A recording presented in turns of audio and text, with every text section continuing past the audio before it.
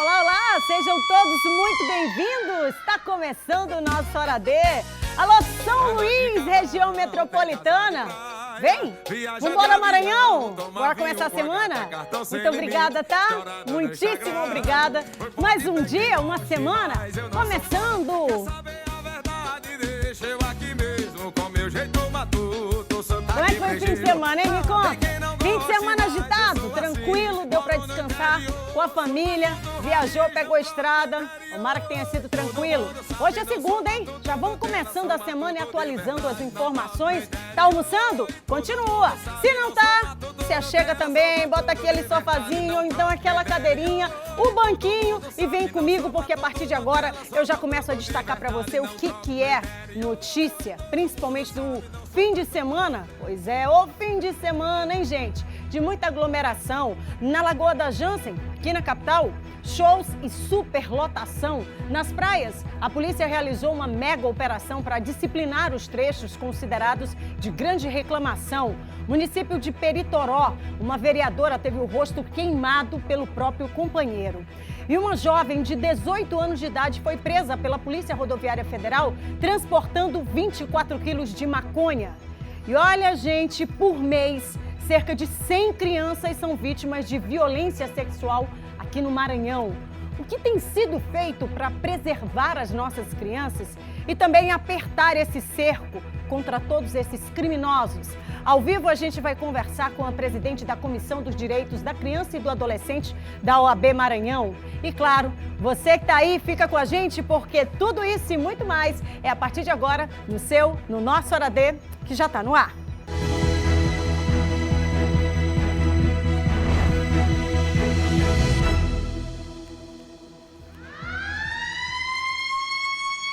Vem-te embora, porque a gente já vai começar, são 12h e 3 minutos. E ó, preparando. Começando com estilo. Tô chegando, já tô aqui, tô pertinho. Levanta a mão. Começou! Eu que lute não, porque eu sei que você tá aí do outro lado e começou e olha, vem aqui pertinho de mim para aquela nossa conversinha de pé de ouvido de todo dia. Aquela conversinha que na verdade é uma troca, né? A gente troca tantas coisas aqui, troca energia, troca sorrisos, troca amor. E hoje, segunda-feira, queria te chamar para uma atenção um pouco maior. Quantas semanas você tem começado do mesmo jeito? Quantas semanas ou quantos dias você só vem empurrando com a barriga ou sendo empurrado por esta vida, né? A vida que só tem, ó, V-I-D-A. 4 letrinhas, que para tanta gente é um fardo tão pesado acordar ou ir dormir e já pensar o que você vai fazer. Semana está começando, e que tal a gente não ser empurrado pela semana ou então ser empurrado pelos dias? Que tal a gente tomar as rédeas da nossa vida? Que tal a gente começar a decidir? E que tal a gente decidir por hoje? O que você acha? Pensa aí só um pouquinho, se não é legal pegar essas rédeas, decidir que hoje e a partir de hoje você vai fazer isso com você? Vai ser menos pesado, vai ser mais leve e principalmente você vai ter esperança. Hoje é segunda, pensa nisso. 12h e 5 minutos, meio-dia e 5 minutos, Maranhão, vamos embora juntos? Olha, a partir de agora o nosso 91968622 já aparece na sua tela. Pois é, o nosso contato de todos os dias e eu faço a maior questão, principalmente se você, a partir de hoje, ou foi o primeiro dia que eu sintonizei e encontrei o Hora D aqui da TV Difusora. Pois é, vamos embora junto com a nossa família? Está almoçando todos os dias, a gente faz companhia aqui de segunda a sexta-feira. Então esse é o nosso contato que aparece na tela todos os dias para sua participação. Então te une com a gente, manda mensagem, a gente vai destacar aqui sua mensagem, principalmente também, sabe aquela imagem que você quer falar, quer mostrar, quer denunciar? Também tá valendo a denúncia. Aqui em São Luís, região metropolitana e todo o nosso Maranhão, tá valendo. Você manda aqui pra gente no 91968622. Alô, Ricardo Marques, tá lá em Caxias, aliás, Caxias é um município do nosso coração aqui, né? Caxias, eu sei que a gente tem uma audiência muito grande também, muito obrigada. E um beijo aí pro Ricardo também. E participa com a gente, daqui a pouquinho a gente tem até denúncia também, tá? Comunidade aqui fazendo registro de falta de infraestrutura e insegurança. Uma região, tá? Lá em Passo do Lumiar. Daqui a pouco vai ser notícia aqui com a gente. Por falar em notícias, você que está em casa também sabe que o nosso QR Code estava aparecendo ali há pouco, já vai voltar, te lança direto para o nosso portal MA10, 24 horas de informação. Alô, minha turma das redes sociais, um beijo, um abraço bem apertadinho para vocês. Muito obrigada pela audiência, estamos ao vivo também pelas redes sociais e por falar nisso, vamos embora começar, porque tem muito assunto hoje, principalmente resultado aí do fim de semana. Uma operação conjunta das polícias civil e militar, pois é, percorreu aí as principais praias da ilha de São Luís, várias equipes realizando então abordagens nas vias que dão acesso à orla da capital maranhense. E em São José de Ribamar, também foi realizada exatamente esta operação. E olha, gente, estavam aí lá nas praias do Arastagi, Praia do Meio, e que costuma, né, todo fim de semana, então, registrar aglomerações. Fruto das últimas ocorrências, uma mega operação, portanto, sendo realizada aí durante o fim de semana. E muita gente, inclusive, fez foto aí das viaturas passando, e foram dezenas delas. E por falar em aglomeração, você vai ver agora um vídeo do fim de semana, tá? Agora, no fim de semana, foi liberado no sábado a apresentação musical ao vivo, né? E olha que festa, minha gente! Olha que festão aí que foi organizado! Pois é.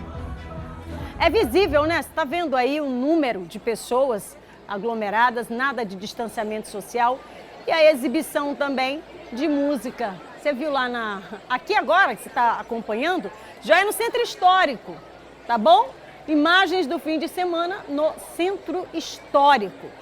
Olha, uma grande quantidade de pessoas nesse espaço, que, claro, né, dispensa comentários da beleza, da questão cultural, mas não se justifica você estar compondo mais uma pessoa no meio desta aglomeração. Resultado do fim de semana mostrando, portanto, casa de show na área da Lagoa da Jansen. Também imagens aqui registradas, fotografadas e encaminhadas do fim de semana. Todas as cenas flagradas desrespeitando o decreto do governo do estado, que libera, né, apenas 2 pessoas para apresentações musicais, ou seja, o cantor e o músico. Mas não é o que a gente está vendo aí não, né? Principalmente que também tem um quantitativo. São 100 pessoas, até 100 pessoas. Bom, não precisa, né, fazer uma conta assim, também não ser tão experiente em cálculo, para a gente observar que esse quantitativo supera o que está determinado por meio de decreto do governo do estado, liberando a partir do sábado, pode continuar com a imagem? Liberando, portanto, a partir deste sábado, fim de semana, as apresentações musicais. Lembra do que a gente falava aqui na sexta-feira? Tem que retomar, mas nós precisamos ter cuidado para os lugares e da forma que a gente vai se colocar e se comportar nos lugares. O uso da máscara, o distanciamento, bom. Olha, o problema de toda essa aglomeração é exatamente a expansão da doença. A semana começa com mais de 136 mil infectados por Covid-19. O Maranhão chegou a 136.853 casos confirmados do novo coronavírus nesta segunda-feira, em boletim divulgado pela Secretaria de Estado da Saúde. Os números mostram ainda que o estado tem 3.264 óbitos pela doença e 125.778 curados. Nas últimas 24 horas, foram confirmadas 11 mortes por conta da infecção causada pelo novo coronavírus. 7.811 pessoas estão em tratamento, sendo que 7.366 estão em isolamento domiciliar, 260 em leitos de enfermaria e 185 em leitos de UTI. Novos óbitos foram registrados em Balsas, São Luís, São Raimundo das Mangabeiras e Tufilândia, cada cidade com um óbito, Imperatriz e Miranda do Norte, com 2, e Alto Alegre do Pindaré, com 3 mortes. Tá vendo aí os números, né? Exatamente por isso é que todos os dias a gente segue com este rosário, né? Todos os dias falando a mesma situação. E o fim de semana, gente, foi também de muitos acidentes graves nas BRs que cortam o nosso Maranhão. A gente começa destacando aqui um acidente que foi registrado na madrugada de hoje, no município de Riachão, região sul do estado. Uma caminhonete com 5 pessoas, portanto 5 ocupantes, todos jovens. 4 deles morreram em razão do forte impacto causado pela colisão. Na imagem você observa os jovens e como ficou, o que ficou do veículo, tá? O acidente aconteceu lá na BR-230, na altura do quilômetro 470, no município de Riachão. Bom, isso lá no sul do Maranhão, interior do estado. Olha a imagem que a gente mostra para você agora do que teria sobrado do veículo. Isto era um carro considerado utilitário, grande, e olha como ficou o veículo, isso em razão do forte impacto causado pelo acidente. Infelizmente, dos ocupantes, 4 jovens vieram a óbito. Bom, aqui na capital, um outro acidente. Um jovem identificado como Guilherme Lima Brusaca, de 23 anos, também morreu na madrugada de hoje após uma forte colisão. O carro onde ele estava foi parar no muro, gente, lá na descida da Praia do Meio, no bairro do Araçagi, também em São Luís. De acordo com a polícia, 2 pessoas estavam dentro do veículo, mas com a força do impacto, o Guilherme não resistiu à gravidade dos ferimentos e morreu ainda no local, infelizmente. O caso foi registrado no plantão central como homicídio culposo na direção de veículo automotor sem carteira de motorista. Tudo isso registrado agora no fim de semana, inclusive daqui a pouquinho a gente volta a falar sobre a operação feita uma forte operação feita no fim de semana que contou com homens efetivos da Polícia Militar, SMTT e também foi, na verdade, provocada pelo Ministério Público, não é isso a informação que a gente tem?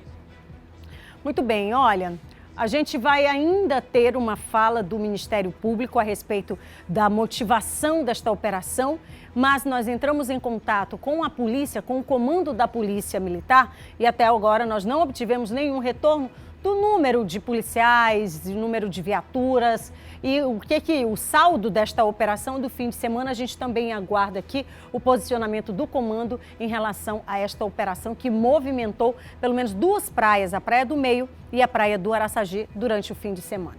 Bom, e uma reviravolta sobre o início das tratativas sobre a aquisição de vacina com a Rússia. Bom, sobre esse assunto, no fim de semana, na sexta-feira, nós falamos, inclusive, foi fruto aí de uma das falas do governador do estado, Flávio Dino. Bom, o anúncio foi feito sábado pela governadora do Rio Grande do Norte, a Fátima Bezerra, ela que é do PT. De acordo com ela, os governadores acharam mais adequado avaliar melhor a descoberta russa, que é questionada por boa parte da comunidade científica. Na última sexta-feira, como eu disse ainda há pouco, o governador Flávio Dino, ele falou durante uma entrevista coletiva da intenção do governo maranhense de iniciar tratativas para a aquisição da vacina. E aí agora a gente aguarda também um posicionamento aí do governo com relação a esta decisão que parte do consórcio dos estados da região Nordeste, tá? Bom, agora a gente vai falar sobre um tipo de violência que vem tirando a inocência e o direito das nossas crianças de continuarem exatamente sendo crianças. Mas para isso, antes, eu queria chamar a atenção de todos os pais e responsáveis que estão exatamente agora assistindo aqui o nosso Horadê. Bom, você tem reloginho aí, a gente está desde o meio-dia no ar, tratando aí sobre as questões do fim de semana, dos acidentes e de todas as questões que são importantes no nosso Maranhão. E hoje a gente vai tratar sobre essa questão que é fundamental e que merece todo o alerta possível. E é exatamente por isso que eu queria a sua atenção e também da minha criançada que eu sei que está em casa. Olha, gente, a violência sexual, bom, para você ter uma ideia, o Maranhão registra hoje quase 100 casos de abuso sexual contra crianças e esse dado, ele é um dado emitido por mês, sem falar dos casos que não são registrados. Só na semana passada, o Hora D, o nosso programa, o seu programa, divulgou aqui atos libidinosos cometidos contra duas crianças, uma de 10 anos e outra de 4 anos de idade. Isso aconteceu lá no município de Anapurus. Bom, na Vila Nova, lá em Raposa, aqui região metropolitana, um idoso foi preso suspeito de praticar estupro contra uma criança de 11 anos de idade. Já no município de Tutóia, interior do estado, região dos Lençóis, a polícia investiga vários casos. Bom, vamos começar pelo bebê de 1 ano, que lá em 2019 também teria sido vítima de prática criminosa, além de um estupro coletivo. 5 homens teriam violentado uma menina de 13 anos de idade. Num outro caso, mais um caso, uma criança de 11 anos está grávida depois de ter sido violentada por um amigo da família que buscava a menina na escola de moto. Muitos casos, não? Casos que a gente tem conhecimento. E tem muitos, gente, que ninguém nem sabe que está acontecendo. Você quer ver um outro dado? Agora, no fim de semana, as redes sociais elas ficaram tomadas por mais um caso. Uma menina de 10 anos que engravidou após ser estuprada lá no Espírito Santo. A justiça decidiu pelo aborto. Bom, a justiça também decretou a prisão do tio, que seria o criminoso, o tio da menina. Ele, um homem de 33 anos de idade. Vinha cometendo o crime, está foragido. A criança contou que o tio, ele começou essas práticas de abuso sexual quando ela tinha 6 anos de idade e ainda fazia ameaças contra ela. Olha, gente, um assunto muito delicado, um assunto que merece uma atenção muito grande. Eu vou falar exatamente agora e chamar a sua atenção, porque a gente vai contar com o apoio, vai contar com o conhecimento de profissionais para a gente poder debater sobre esse assunto, porque é exatamente isso que acontece e acontece de forma silenciosa. Você quer saber dados também? Dados da violência contra a criança em todo o estado? Vamos aos dados? Olha, a gente preparou aqui, para você ter uma ideia, lá em 2019, presta atenção o que acontecia em 2019, 405 inquéritos abertos, ou seja, 405 denúncias que foram para apuração. 100 casos registrados por mês. Eu disse agora há pouco para você, 300 casos desse número aqui, ó, de 405, foi sim constatado casos de estupro de vulneráveis cometidos contra crianças menores de 14 anos. Então, dos 405 inquéritos, 300 deles foi então constatada a violência contra esses menores e menores aí de 14 anos. De 2020, vamos aos dados, de janeiro a abril desse ano, primeiro semestre, já foram constatados 42 casos e registrados de abuso sexual contra menores. Vou deixar uns 30 segundos esses números aí na sua tela para que você absorva a informação, apesar de serem muitos os números, mas é para você entender que esses números significam as nossas crianças perdendo o direito e o direito a serem crianças. Números que a gente não consegue pontuar ao longo da história, porque são muitos, são milhares, e as crianças continuam perdendo a inocência exatamente em razão desses criminosos e que muitas vezes estão aonde? Dentro de casa, não estão fora de casa, estão dentro de casa. Bom, sobre esse assunto, já a gente vai conversar com a presidente da Comissão de Direitos da Criança e do Adolescente da OAB, a doutora Maria de Jesus Reis, ela que vai não só mapear este caminho da violência conosco aqui, ao vivo, mas também falar sobre as medidas de proteção. Nós temos um Estatuto da Criança e do Adolescente, e aí até quando que as crianças vão continuar sendo abusadas dentro de casa, porque parece muitas vezes que existe um pacto do silêncio, onde essa criança não pode falar, onde essa criança não fala e ela vai crescendo com esta violência permeando a cabecinha, o cérebro, né? E a criança cresce. Bom, é um assunto que merece total atenção, a gente já está no ponto com ela? Bom, Tá certo. Já já eu vou chamar, então, a doutora Maria de Jesus Reis, que está conosco aqui. Ela está só fazendo os últimos testes para poder entrar falando sobre esse assunto. Vou agora falar sobre uma outra violência contra a mulher que tem crescido também assustadoramente. Bom, e os atos são cada vez mais cruéis também. Vamos falar da vereadora lá do município de Peritoró, interior do estado. Ela teve o rosto queimado. Sabe com o quê? Água quente. O crime foi cometido pelo companheiro. Uma mulher identificada como Leonete Silva Araújo Coelho, de 32 anos, que também está exercendo o mandato de vereadora pelo PTC, teve metade do rosto e corpo queimado com água quente. O autor foi identificado como sendo o ex-vereador e companheiro dela, André Pinheiro. O caso foi registrado na residência da vítima, na cidade de Peritoró, no interior do Maranhão. A motivação do crime teria sido ciúmes. A vítima teve queimaduras de 3º grau e foi encaminhada para um hospital da cidade. Em nota, a Secretaria de Segurança Pública informou que a Polícia Civil do Maranhão já instaurou um inquérito para investigar o caso. No ato da formalização da denúncia, a polícia solicitou à Justiça medida protetiva para a vítima. Eu queria uma atenção para essa imagem aqui, tá? Água quente. Você está ouvindo? Água quente. Foi jogada contra a moça por este cidadão que está imbuído de uma missão de legislar, né? De promover políticas voltadas à assistência de um povo, de uma cidade que ganhou, né? Digamos assim, a confiança do seu eleitor e está promovendo o quê? Violência contra a mulher e de forma cruel, cruel. Vamos lá voltar para mostrar a imagem da moça. Peritoró, viu o caso. Uma mulher que teve o rosto, parte do rosto e do corpo queimado com água quente.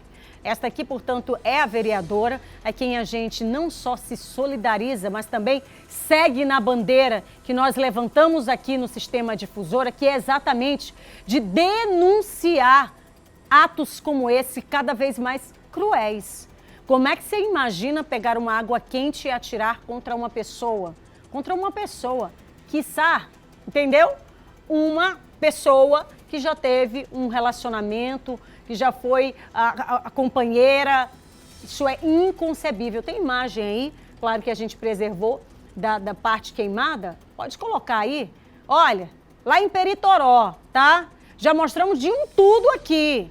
É pedaço de pau, de ferro, é pedra que estão tacando em mulher para poder matar.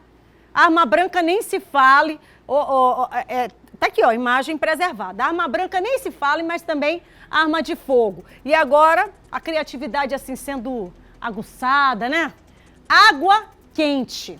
Ora, gente, quando a gente está na cozinha, quando a gente está ali na rotina do nosso dia a dia, que a gente se descuida, um pinguinho de água cai, a gente se distrai por ali e a gente se queima. Rapaz, a gente passa não sei quantos dias ali com aquela dor. Agora você avalia uma água quente jogado no rosto, que é uma parte sensível, no corpo, e podia até não ser sensível. Quem é que tem a capacidade de fazer um negócio desse contra o outro? Tem que ser muito cruel, tem que ser muito frio e tem que ser muito calculista. A polícia tem que agir rápido. Tá aqui, ó, tentativa. Né? Se tivesse conseguido, ia fazer o que mais com a moça? Né? Se tivesse conseguido, o que mais seria feito com ela? E tantos e tantos e tantos casos que a gente noticia aqui, pelo amor de Deus. Então tá aí mais um caso de violência contra a mulher, violência essa que vem crescendo cada vez mais e fazendo esse tipo de vítima, tá? Mais uma mulher entrando, portanto, para esta estatística horrorosa.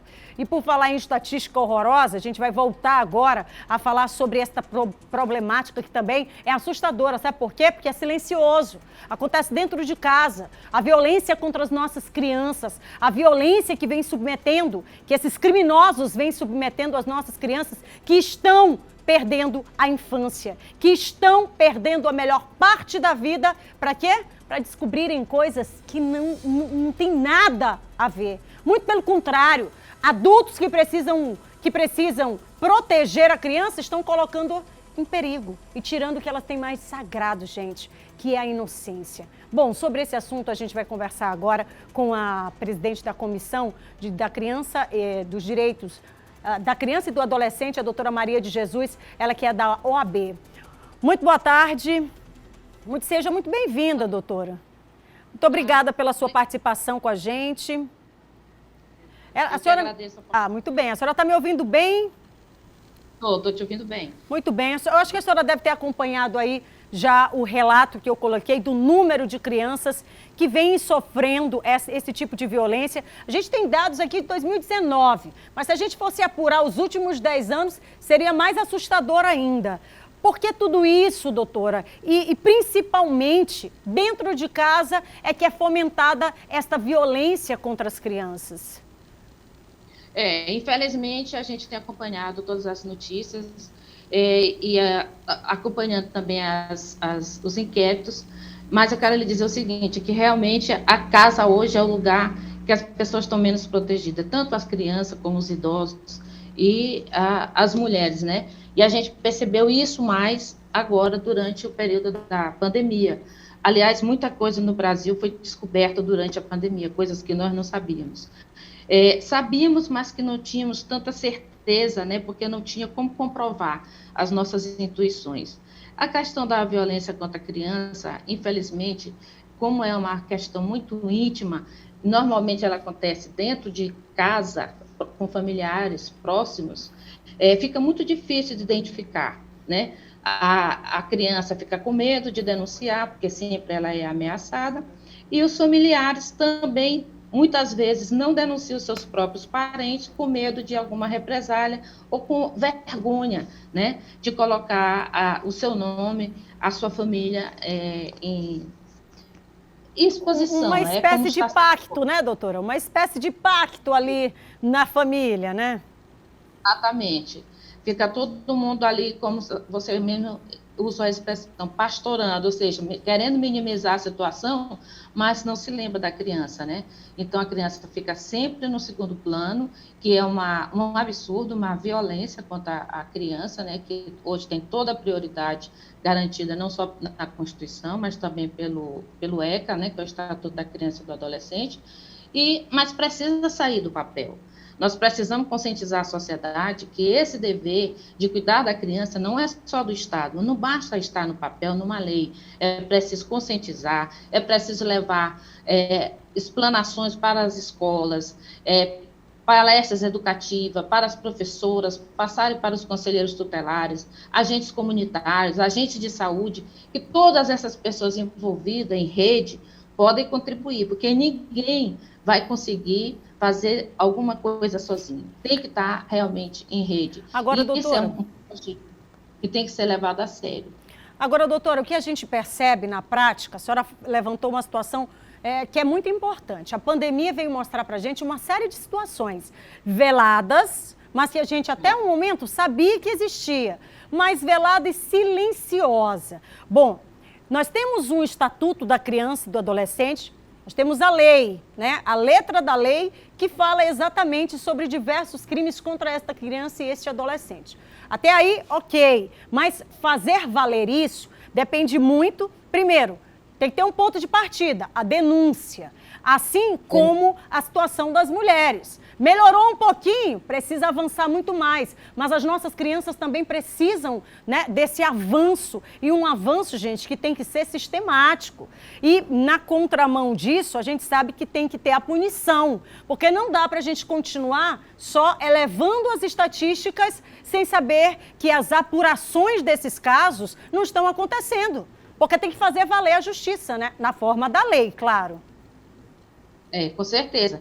É isso que a gente tem tentado conscientizar. Primeiro que, se houvesse uma conscientização, não precisaria nem de punição. O que nós precisamos mesmo é conscientizar todos, inclusive a própria família, que tem que proteger essas crianças. E tem que haver políticas públicas voltadas para essa proteção.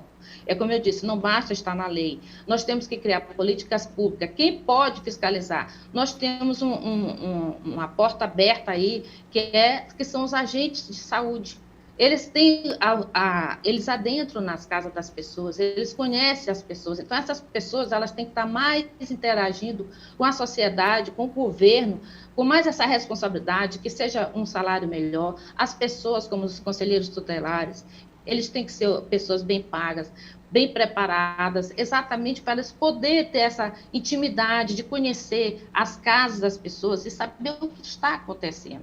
Uma outra coisa que poderia ser feita é que nós temos as escolas. As crianças que frequentam as escolas, elas tinham que ter acompanhamento psicológico. Nós temos que ter psicólogo na escola, porque essas crianças, com certeza, abusadas, elas vão conversar com alguém da sua confiança, já que elas não confiam mais nas pessoas de casa, ou então quando elas contam, as pessoas não acreditam que elas estejam passando por aquela situação.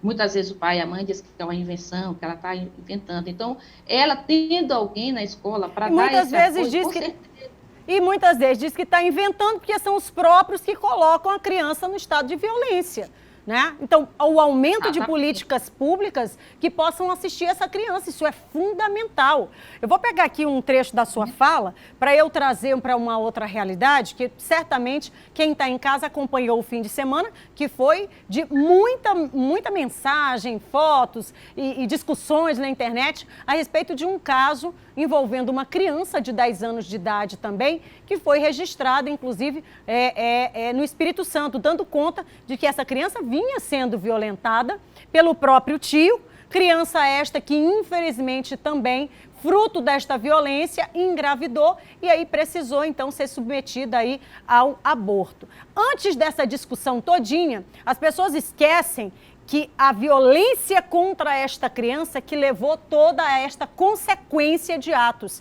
seguintes. Então, a observação de como esta criança está em casa, porque muda, né, doutora? A criança muda. A criança que está sendo submetida a uma violência, ela muda, ela não vai ficar normal dentro de casa.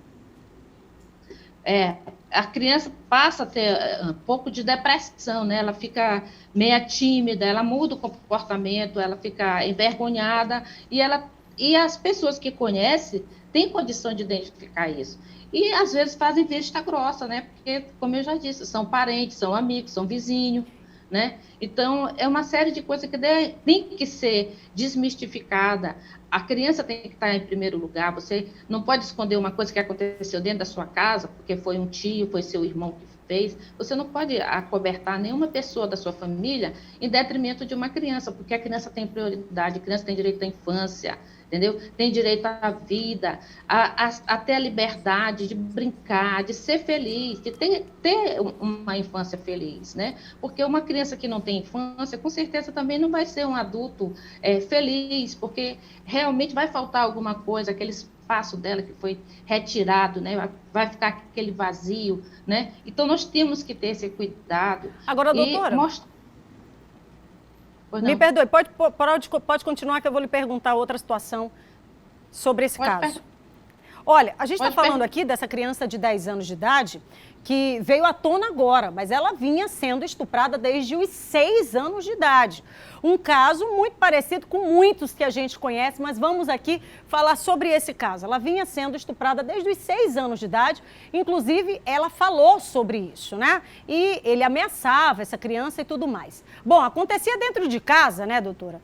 Era cometido o ato pelo tio, tá foragido. A justiça já até decretou a prisão dele. Mas e os pais, doutora? É importante que as pessoas entendam que quem está ali, ó, naquele núcleo familiar, é acionado igualmente para poder responder. Por quê? O que estava acontecendo? Debaixo das asas do pai e da mãe, o que estava acontecendo? Como é que ninguém sabia sobre isso? Precisou a criança sentir uma dor no estômago para fazer o exame de sangue e descobrir que a criança, então, estava sendo molestada há todo esse tempo? 4 anos, doutora. É verdade, existe uma omissão, né? Praticamente a gente pode dizer que é um abandono de incapaz, porque na realidade essa criança... Crime também, né, doutora? Pelo que eu entendi, ela era criada, não era nem pelo pai nem pela mãe, era por familiares. Então eu acredito assim, que houve um certo despreparo da família, né? Como a maioria das pessoas ainda não estão preparadas, algumas mulheres também não estão preparadas para exercer o papel de mãe. Eu acho que tem que haver também essa conscientização de que botar uma criança no mundo tem que ter responsabilidade, né? Então, a gente não pode botar a responsabilidade na costa de outra pessoa, seja mãe, avó, quem quer que seja. Mas quem está tomando conta, ela tem aquele dever de cuidar. Juridicamente... Então, realmente, houve uma negligência, né? Sim. Mas não é. Mas eu acredito o seguinte, que a gente aqui não vai querer condenar, né? Porque não, a gente nem... Até porque quem faz isso é a justiça, né? Juridicamente é importante que as pessoas entendam que essa criança, legalmente, vivendo numa casa, sob os cuidados legalmente, tá, gente? Sob os cuidados de quem ali estiver com ela, tem sim a obrigação de cuidar dessa criança em todos os aspectos, principalmente visando exatamente isso, né? A integridade dessa criança. Verdade. Qualquer pessoa, né, que cuide de uma criança, né, seja a mãe, a avó, que esteja incumbida daquela situação, no caso mesmo a babá, ela tem responsabilidade igual. Então, eu acredito que não é que não tenha havido uma vigilância, né, total, mas acredito que um descuido, agora, não acredito que durante 4 anos, né, porque desde 4 anos ela vinha sendo abusada, quer dizer, aos 10 anos, ou seja, 6 anos de abuso é muita coisa, né? Nossa!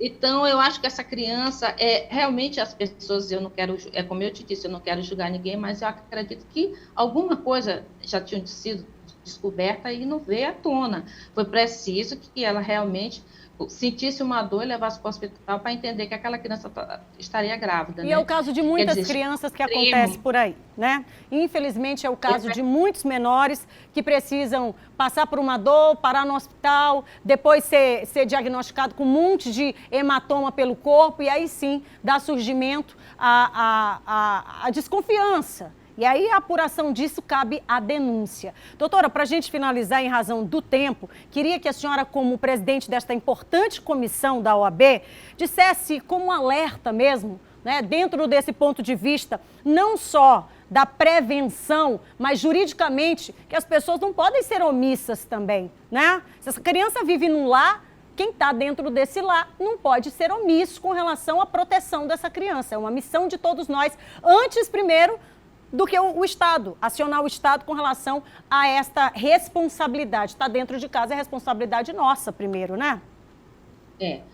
É a responsabilidade da família, do Estado, da sociedade. Então, as pessoas que vivem na comunidade, muitas vezes sabem de algum caso, mas não denunciam. Então, eu acho que tem que haver essa denúncia, porque, como eu disse, as coisas acontecem dentro de casa.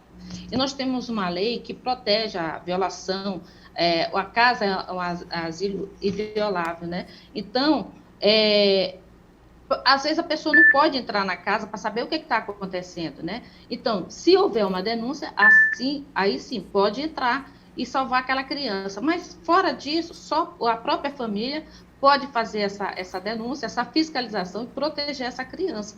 O Estado ele vai entrar com as leis, depois que a pessoa já está violada, depois que a criança já sofreu abuso, é que vai punir o agressor. Mas nós queremos primeiro a prevenção, nós não queremos nenhuma criança abusada, né? Essa criança de 10 anos que engravidou, infelizmente, ainda há uma briga na justiça, mas a justiça já determinou a interrupção da gravidez, né? Por questão de saúde, por questão de psicológica, que é uma criança de 10 anos, né? Acredito eu que não tenha condição, ela só tem condição de apenas ser criança, não tem condição de ser mãe. Então, acredito que a Justiça do Espírito Santo acertou e a equipe médica que não quis atender essa determinação, acredito que também errou, falhou. Tanto é que a criança foi tirada do Espírito Santo para ir para outro estado para fazer essa intervenção. Muito bem. E eu acredito que a justiça não se discute, entendeu? Sim. Está na lei, ela está amparada, ela tem o direito de ser criança, ela tem o direito de ser feliz, ela não quer ser mãe aos 10 anos de idade, é um direito que ela nem tem. sabe o que é isso. Arriscado demais para uma criança de 10 anos, não tem corpo, né? Não tem formação. Não tem estrutura, não tem absolutamente nada, né?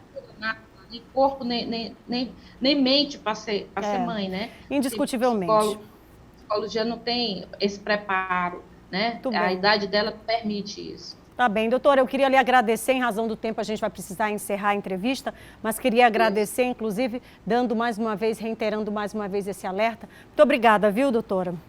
Parabenizo vocês pela reportagem. Muito obrigada. Bom, é o que a gente fala todos os dias aqui, a bandeira, mais uma levantada pelo sistema difusor, exatamente para que a gente possa denunciar, olha, esse caso específico, mas que esbarra em vários outros, talvez você tenha até conhecimento, já ouviu falar. Bom, casos de estupro, a lei brasileira ela permite o aborto, tá? Em 3 casos pontuais. A primeira delas é a hipótese de que quando não há outro meio para salvar a vida da gestante. A segunda, que o Código Penal autoriza o aborto quando a gravidez resulta ou é resultado de um estupro. E o terceiro caso é nos diagnósticos de anencefalia, reconhecido pelo Supremo Tribunal Federal. Só que a criança não tem condições, né, de julgar o que é melhor para ela ou não. Porque se ela fosse falar, ela diria, quero brincar, quero me divertir, quero continuar sendo criança. Porque uma criança de 10 anos, de 9, de 8, de 7, de 1 mês, ou qualquer outra criança, tem esse direito primeiro, que é exatamente de ser criança. Bom, ainda falando sobre esses assuntos assustadores e que a gente não se agrada nada de começar a semana falando, bom, a delegada Viviane Fontinelli, do Departamento de Feminicídio, ela tem uma novidade sobre o caso do duplo homicídio da mãe e da filha, a Graça Maria Thalita, que foi cometido agora em julho de 2020. Você vai conferir. Delegada Viviane Fontinelli atualizando sobre a investigação dos assassinatos de Graça Maria de Oliveira e Thalita de Oliveira Friseiro, cujos corpos foram encontrados no interior de um veículo que estava na garagem da casa das mesmas no dia 7 de junho do corrente ano. O crime aconteceu um dia antes dos corpos serem encontrados, no dia 6. Durante as investigações, nós identificamos 3 elementos suspeitos de participação no referido crime, no caso, o mandante, o intermediador e o executor. Representamos pela prisão temporária dos 3 e demos cumprimento ao mandado de prisão temporária. E agora estamos em fase de encerramento, né? Em fase de conclusão do inquérito policial. Concluímos pelo indiciamento dos 3, pelo duplo feminicídio de mãe e filha, representamos pela conversão da prisão temporária em preventiva, o que foi prontamente deferido pelo juiz da Central de Inquérito, e esse fim de semana foi dado cumprimento às 3 prisões preventivas pela Polícia Civil. Vamos concluir o inquérito nos próximos dias e encaminhá-los para a Justiça para que o Ministério Público ofereça a denúncia e no decorrer desse processo os 3 elementos irão responder pelo crime presos. Muito bem, lembrando que nós temos 33, aliás, subiu para 34 o número de mulheres mortas só este ano, tá, gente? Em decorrência, boa parte dessa motivação seria ciúme. Ai, meu Deus, 91968622 é o intervalo, né? Tomar uma água, dar uma respirada. Ô, semana, enquanto isso, claro, você que tá aí, continua almoçando, viu? Não perde a fome, não. É 1 minuto, eu vou ali e já volto ligeiro. Não sai daí.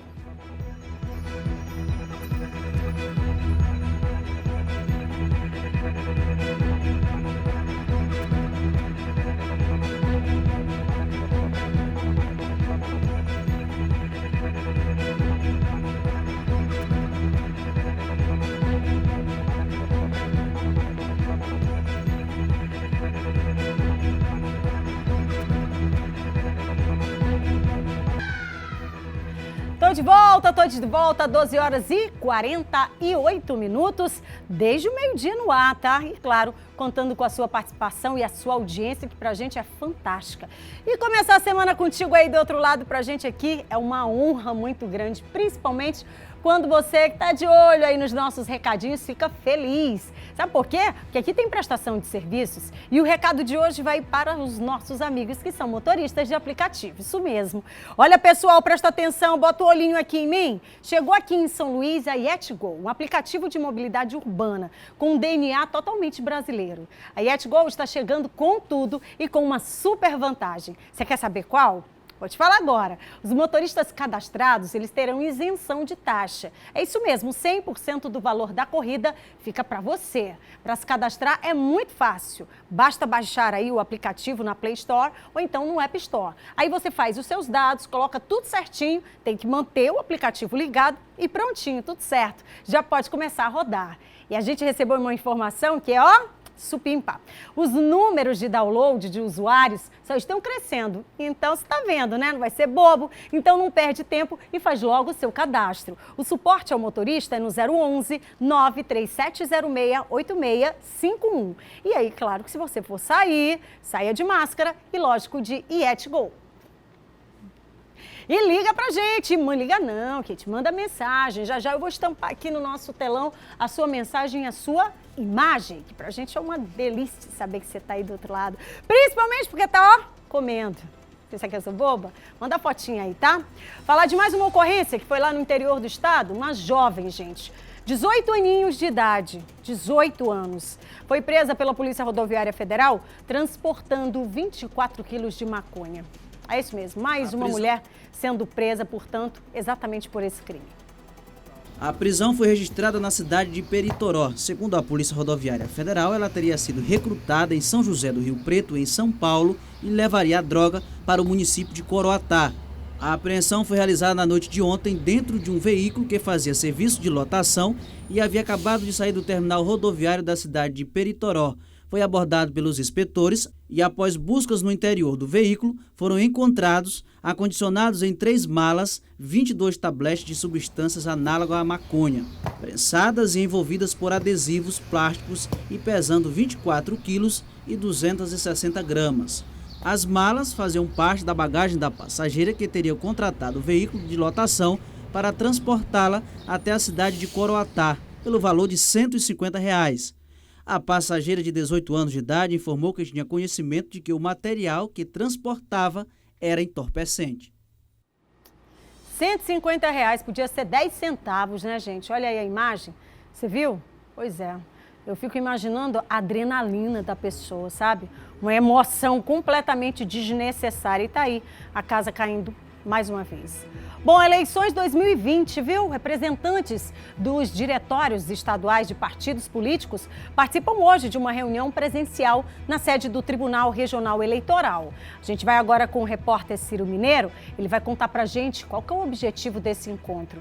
Ciro, muito boa tarde. Espero que o fim de semana tenha sido tranquilo. Você, como sempre, muito elegante e tá por aí, né, no Tribunal Regional Eleitoral. Boa tarde, Ciro.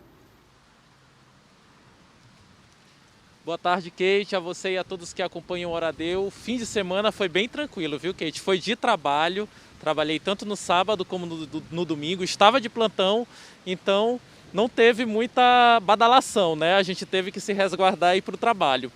Agora, Kate, nós estamos aqui no Tribunal Regional Eleitoral do Maranhão desde as 9 horas da manhã, acompanhando essa reunião que acabou por volta das 12h10, né, meio-dia e 15, e que reuniu diversos representantes de partidos políticos aqui do estado.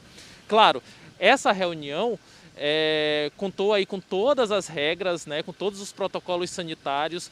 Os envolvidos, os presentes, respeitaram, por exemplo, as regras de distanciamento, todos estavam utilizando máscaras.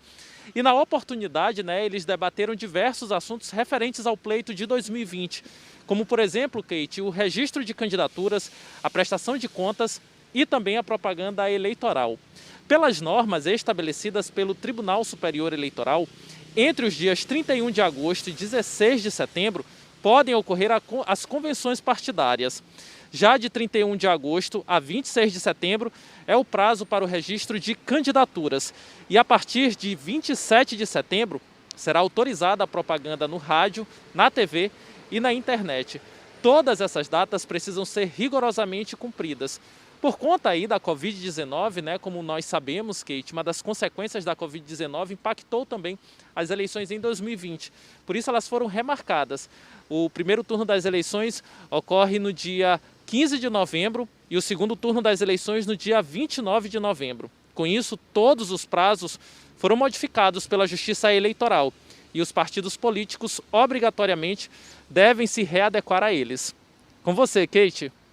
Ciro, tem mais informações, inclusive a respeito desse pleito, as eleições 2020. Olha, sábado agora, dia 15, os agentes públicos de todo o país estão proibidos de fazer publicidade, propaganda também ou algum tipo de pronunciamento em rádio e também televisão. Começou, portanto, o calendário eleitoral. E é isso mesmo, né, Ciro? 15, sábado agora, já começou na prática, né, essas vedações. É isso mesmo, Kate. Olha só, as restrições são parte de diversas condutas vedadas no período em que antecede as eleições municipais, cujo primeiro turno, como eu falei ainda há pouco, ocorre no dia 15 de novembro. O objetivo, segundo a lei, é garantir que todos os candidatos tenham igualdade e oportunidade no pleito. No entanto, de acordo com a emenda constitucional número 107, aprovada em julho, há uma exceção para as eleições desse ano: publicidade e divulgação de ações de enfrentamento e orientação à população em torno da pandemia estão permitidas. Os gestores municipais devem ficar atentos ao que vão falar na hora das entrevistas e da divulgação de dados relativos à Covid-19. Ele não pode, Kate, por exemplo, vincular o seu nome a determinada conquista que houve nesse período do coronavírus. Tem que ser uma propaganda impessoal e com fins eminentemente educacionais. De acordo com a lei número 9.504, conhecida como a Lei das Eleições, os agentes públicos, isso inclui os prefeitos, vereadores, parlamentares, não podem praticar uma série de condutas que lhe dê vantagem na corrida eleitoral com outros candidatos.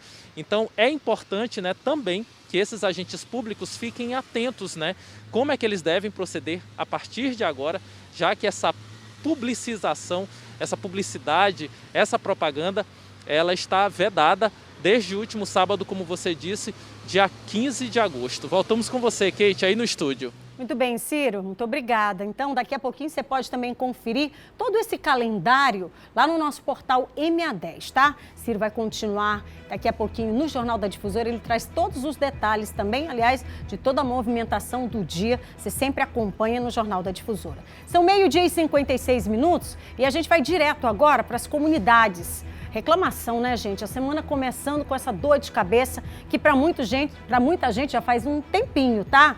A comunidade lá do Residencial Orquídea, em Passo do Lumiar. Bom, por lá, a reclamação dos moradores é com relação à infraestrutura das ruas do bairro, além, é claro, da insegurança do local.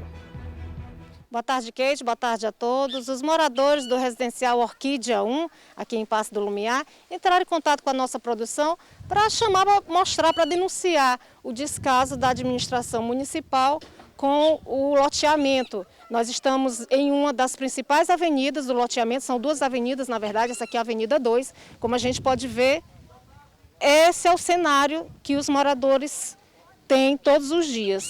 Aqui cada um vai tentando melhorar um pouco a trafegabilidade em frente à sua casa. A gente está vendo ali um rapaz botando terra para poder circular um pouco, né? Eles falam que durante o período de chuva, isso fica completamente intrafegável. E aí, como as chuvas já acabaram, eles estão tentando aqui ajeitar, esperando pelo asfalto que nunca chega. O loteamento já tem 23 anos. Vou aqui conversar com o seu Raimundo Barbosa, ele é vigilante, mora aqui desde o começo do loteamento. Isso aqui é um loteamento legalmente constituído.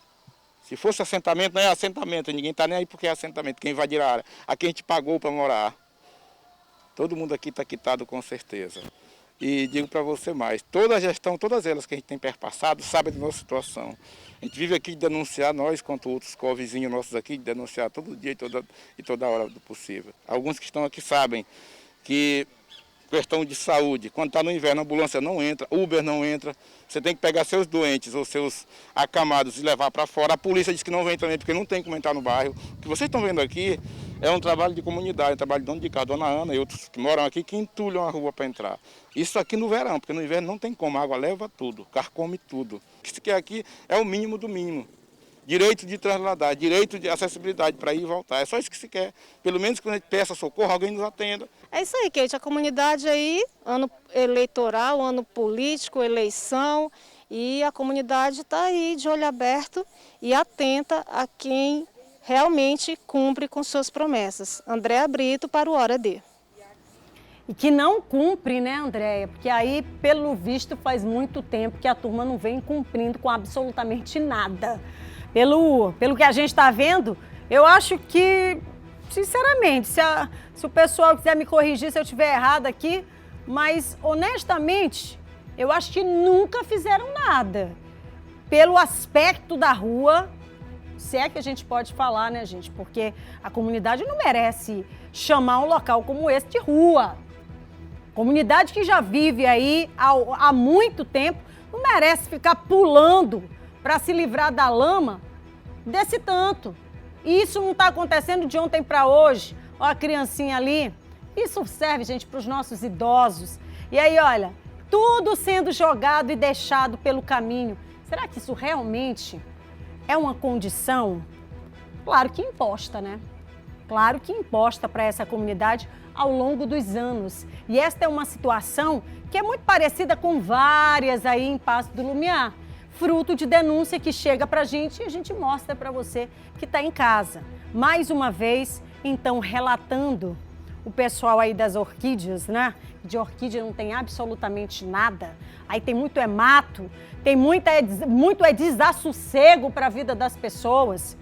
Tem muita falta de bom senso e principalmente abandono, que aí a principal característica do local é abandono. Porque aqui, ó, honestamente, não sei se foi feito alguma coisa, não. Bom, quem tem que falar isso mesmo é a própria comunidade. Nós fomos atrás da Prefeitura de Passo do Lumiar e aí, por meio de nota, informou que as equipes de infraestrutura têm desenvolvido obras de revestimento primário. Peraí. Revestimento primário? Bom, nos principais acessos ao residencial Orquídea e também, segundo a nota, o cronograma de infraestrutura tem como objetivo futuramente realizar obras de asfaltamento na região. Alô, comunidade da Orquídea! Comunidade da Orquídea? Me diz aí, até pelo amor de Deus. E, gente, o que é revestimento primário? Não seria revestimento, vamos lá. Não seria pelo menos aquele negocinho assim que tu põe o pé e teu pé não afunda? Hã? Não é? Não é assim que chama? E onde é que tem, criança? Eu não estou enxergando isso, pelo amor de Deus, comunidade.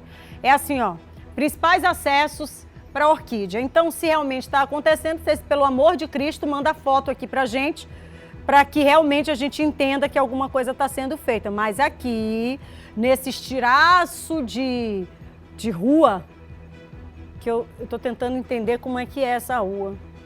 Não tem nada, absolutamente nada. Só tem ali meu amiguinho dançando, só. A única coisa que tem bonito aí, realmente, é meus dois amiguinhos ali dançando, só. Mais nada, infelizmente. E a comunidade, então, tendo que conviver com isso, né? Infelizmente. Mas a gente segue por aqui otimista, esperando que realmente essas imagens cheguem, essas imagens que a gente tanto quer, que refletem exatamente o direito das pessoas de ir e vir, direito esse que eu não canso de dizer que é constitucional. Bom, falar agora sobre o IPVA. Os contribuintes têm até setembro para aderir ao benefício fiscal do IPVA no Maranhão. O benefício pode ser solicitado até o dia 30 de setembro e o contribuinte pode ter redução de juros e multas para pagamento do IPVA 2020 ou então de anos anteriores. De acordo com a Secretaria de Estado da Fazenda, o benefício foi concedido por meio de medida provisória. Com isso, os débitos fiscais relacionados ao IPVA 2019 e de anos anteriores terão redução de juros e multas de 100% para pagamento à vista ou de 60% parcelado, podendo ser feito em até 12 parcelas. Veículos que estão com o pagamento do IPVA 2020 atrasado vão ter acesso à redução de 10% do valor principal e exclusão de multas e juros. A medida vale para os contribuintes que optarem pelo pagamento à vista até o dia 30 de setembro de 2020. Os contribuintes que optarem pelo parcelamento poderão parcelar em até 5 vezes o valor principal, com o vencimento da última parcela para o dia 30 de dezembro de 2020. Quem optar por essa modalidade estará sujeito à adesão de multas e juros. Bom, tá aí uma informação se você tiver apertado aí, sem saber o que é que vai fazer. Então você já busca, tá? Esqueceu, perdeu algum trecho, só chegou agora, sentou, deu aquela respirada e pegou o finalzinho da reportagem. Você pode ir lá no nosso portal E610, vai ter tudinho lá, tá bom? Vamos continuar falando aqui, sobretudo, de segurança, né? Nesses tempos de pandemia. Bom, na Central de Abastecimento do Maranhão, que é a nossa chamada CEASA, aqui em São Luís, desde o início da pandemia, um protocolo sanitário tem sido seguido para poder proteger, oferecer essa proteção, na verdade, às pessoas que trabalham nesse local e também para quem, de repente, vai por lá consumir esses produtos também. 120 boxes funcionando normalmente. Por aqui a rotina nunca parou. Pelo contrário. Desde o início da pandemia, a movimentação aqui na Corte Fruti CEASA aumentou. Isso porque os bares e restaurantes fecharam e as pessoas escolheram esse lugar como um propício para fazer suas compras e ficar em casa. Assim, os cuidados com a prevenção tiveram que ser redobrados.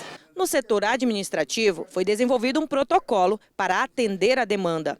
Desde o começo, desde fevereiro, que a gente tem feito várias ações, tá, da higienização, é o álcool gel, é falando para lavar a mão, é o distanciamento. Sempre nos preocupamos em deixar, para garantir a segurança do consumidor, do cooperado, tudo isso foi vários trabalhos que nós fizemos e continuamos fazendo. Em todo o processo, os funcionários dos serviços de limpeza geral têm um papel indispensável. É muito grande a responsabilidade nossa, porque além de deixarmos o ambiente limpo, temos também que cuidar das outras pessoas para que elas não peguem e não transmitam nenhuma doença para nós, né?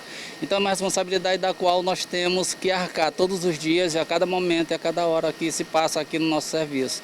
Mas ainda é difícil que todos cumpram o que está previsto no decreto. O distanciamento ainda é dificuldade para muitos, o que gera aglomeração.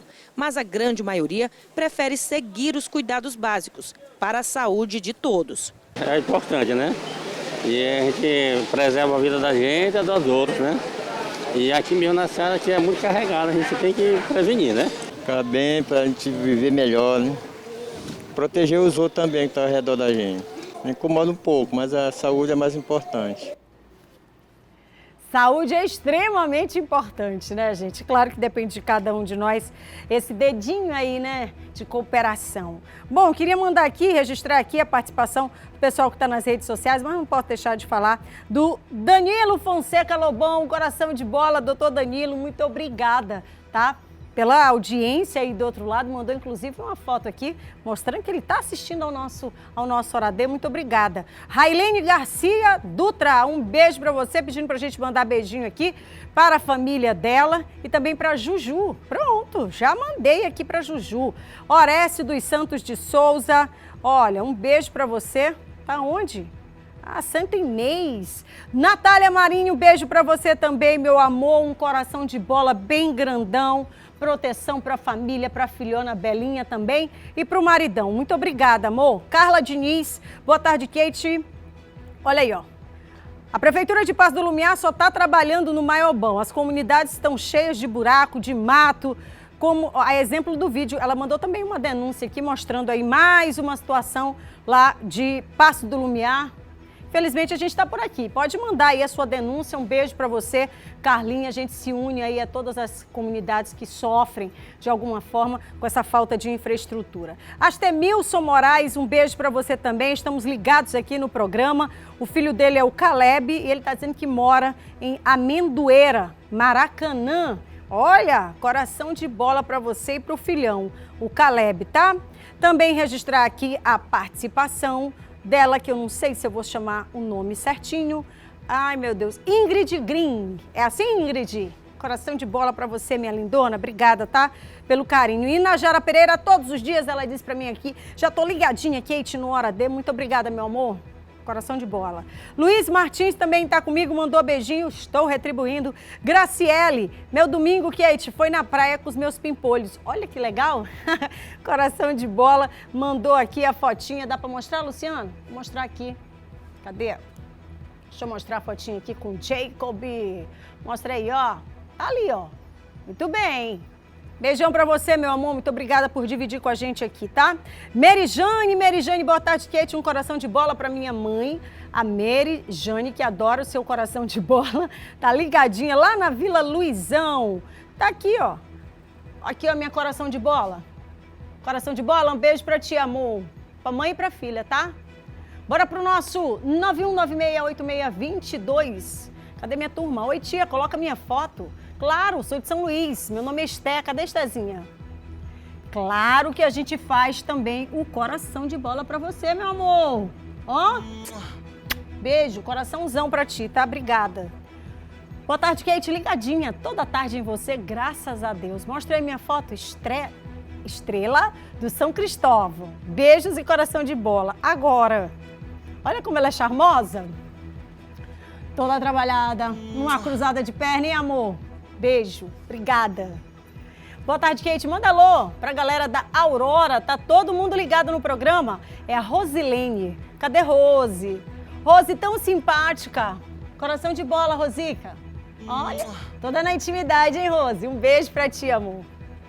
Manda beijo pros meus filhos aqui na Vila Luizão. Cadê a Vila Luizão? Eita, todo mundo com mochilinha nas costas, pra todo mundo estudar direitinho. E um coração de bola pra cada um dos dois. Kate, boa tarde. Eu sou Lucenildes, de Pedrinhas, sempre ligada no Hora D. Claro, graças a Deus, Lu. Um beijo pra você, pra comunidade Pedrinhas, tá? Obrigada mesmo pela audiência e pelo carinho de todos os dias. Olá, tia, somos Rafael e Eduardo.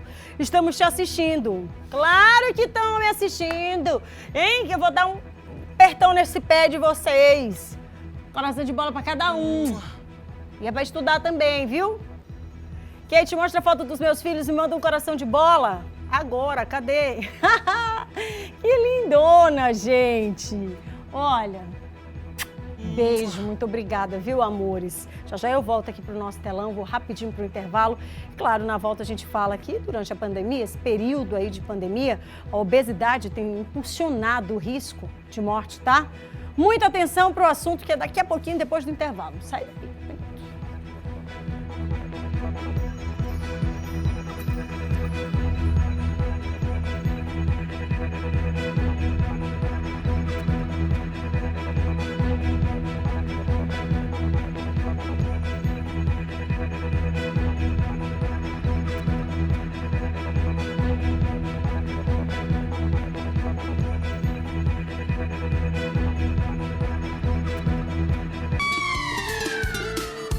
Vambora, Maranhão! Eu tô no ar desde o meio-dia e tô no ar esperando você, contando com você. Tá almoçando? Continua por aí, porque daqui a pouquinho a gente vai aqui, ó, pro nosso Instagram e também ali, ó, pra nossa telona, para poder colocar seu nome, mandar sua mensagem, estampar por ali a sua imagem. Mas agora eu tenho mais um recadinho e agora eu queria chamar a atenção dos nossos jovens. Sabe por quê, gente?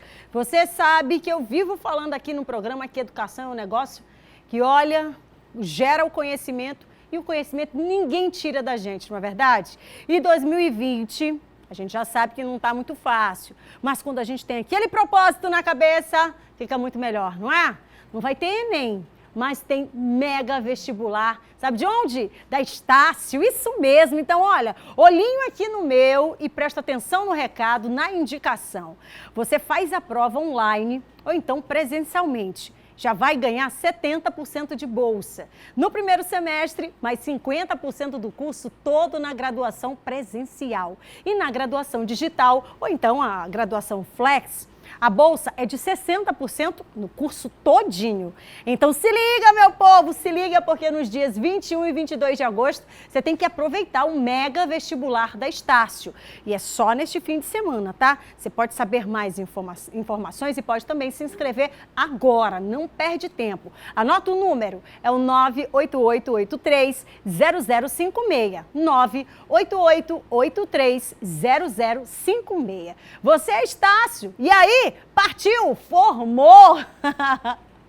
Muito bacana, e eu posso te falar isso, olha, posso te falar porque eu sou aluna, fui aluna Estácio, e é muito bacana a gente poder ter essa certeza de que o conhecimento ninguém tira da gente. 13h16. Falar agora sobre um assunto que também é silencioso, mas faz um mal tremendo. Durante o período da pandemia, a obesidade tem impulsionado o risco de morte para quem é diagnosticado com a Covid-19. No Maranhão, cerca de 85% das mortes foram de pessoas que tinham comorbidades, como, por exemplo, a obesidade. O hábito alimentar de muita gente ficou comprometido durante a pandemia. Nem sempre dava para resistir ao delivery ou não se arriscar em casa na cozinha com o que tinha. Eu achava que a gente estava comendo mais ainda, porque ficava em casa, não podia sair, cada hora que dava fome tinha que comer. Quando a gente está no serviço, a gente se interte, mas em casa, até uns quilinhos a mais a gente acaba ganhando. É isso, Orlando. O peso acabou se tornando um grande problema nos últimos meses. Para quem já estava com sobrepeso, isso ficou ainda mais perigoso. É que a obesidade é um dos grupos de risco de maior potencial ofensivo quando o assunto é a Covid-19. O fato dele ter uma diminuição dessa expansibilidade pulmonar, o fato dele ter um risco maior à trombose, né? O paciente obeso é um paciente inflamado, então ele pode ter um risco maior à trombose. E também, tecnicamente, o fato de dificultar durante uma intubação orotraqueal, na emergência, faz com que esse paciente seja um paciente de risco. A gente acredita, né, e os estudos têm comprovado isso, que eles são pacientes de maior risco para evoluir com uma forma grave, principalmente em pacientes mais jovens. Dos mais de 3.000 infectados que morreram por complicações do coronavírus no Maranhão, 136 pessoas eram obesas. O problema é que a própria obesidade pode gerar uma série de outras doenças, como hipertensão, diabetes, e aí essa conta acaba ficando mais alta. O número sobe para 1.246 casos confirmados desde o início da pandemia até o último dia 15. O que muita gente não sabe é que, com perda de pelo menos 3% de peso, esse cenário pode mudar no tratamento da Covid. O que a gente tem visto é que perdas modestas de peso, alguns estudos falam em 3%, outros em 5% a 10%, que é o que a gente considera uma perda modesta de peso inicial, né, comparando o peso inicial, já diminui o risco desses pacientes evoluírem com uma forma mais grave. Dos casos que evoluíram para a forma grave da doença, os homens estão no grupo de maior risco. A obesidade pode aumentar em até 4 vezes o risco de morte. E dependendo do IMC, o índice de massa corporal desse paciente pode até se igualar ao fator idade, que tem o maior número de vítimas da Covid. O certo é que, para a população em geral, fechar a boca pode fazer a diferença. Cada quilo perdido faz com que o seu percentual de gordura corporal, né, da massa corpórea, que é o IMC, ele vai diminuindo e todo o seu sistema alimentar e todo o seu sistema também nervoso, respiratório, ele vai melhorando com o passar do tempo. Então, cada perda de peso é uma maravilha, é um resultado muito positivo. E comer direito, né, que significa saúde. Bom, são 13h20 agora e desde o último sábado agora, as apresentações musicais ao vivo em bares e restaurantes foram autorizadas pelo governo do estado. Alguns estabelecimentos preferiram esperar um pouco mais para poder então estabelecer aí todas essas mudanças e, claro, o retorno desse trabalho ser de forma gradativa e com muita responsabilidade. A reportagem é de Andressa Miranda. Ainda é grande o número de bares e restaurantes que não retomaram com apresentações. Apesar de abertos, não há atrações musicais em muitos espaços. Fizemos um balanço esse final de semana da retomada dos músicos aos bares e restaurantes em São Luís. E num corpo a corpo bem próximo, podemos detectar, principalmente nos nossos associados, a preocupação em cumprir o protocolo de segurança dos músicos para que possa atender aos nossos clientes. E detectamos o grande impacto, a importância desse retorno, não só para a classe empresarial de bares e restaurantes, mas para toda a classe artística que precisa produzir, precisa trabalhar para trazer o seu sustento para dentro de casa. Com todo esse cenário, os empresários têm cautela no retorno de shows e algumas atividades em seus estabelecimentos. Assim, tem uma turma de profissionais que teve que reinventar. É o caso de cantores, produtores de evento, técnicos. O Israel, por exemplo, que é cantor e por enquanto está trabalhando como entregador de comidas. Israel pedala mais de 30 quilômetros de casa até a região que ele atua com entregas. Há 11 anos na carreira musical, é a primeira vez que ele mudou totalmente sua rotina para algo novo. Se antes a realidade era o palco, as luzes e o público, agora quem o espera é o cliente que fez o pedido por aplicativo. Nesse período de pandemia, eu tive essa ideia, né, de me reinventar como entregador de comidas. Passei a viver agora como entregador mais na rua do que em casa, né? Os dedilhados, por enquanto, são apenas para diminuir a saudade. A bicicleta é que tem sido a companheira de Israel para garantir sua sobrevivência e esperar esta fase passar. A expectativa dele também é que os estabelecimentos retomem gradualmente as atividades e ele possa cumprir também agendas como cantor. Tenho sim a esperança que tudo volte ao normal, que as coisas se normalizem. Eu acho que tudo isso vai passar e nós podemos voltar com as atividades aí normalmente, né? Mas até então eu acho que com certeza nós devemos respeitar todas as normas de segurança, o distanciamento social, né? Vamos vibrar, pensar em amor e paz. É respeitar e preservar, né? Extremamente importantes. Vou pro intervalo rapidinho, você não sai daí, continua almoçando que eu volto já. É 1 minuto.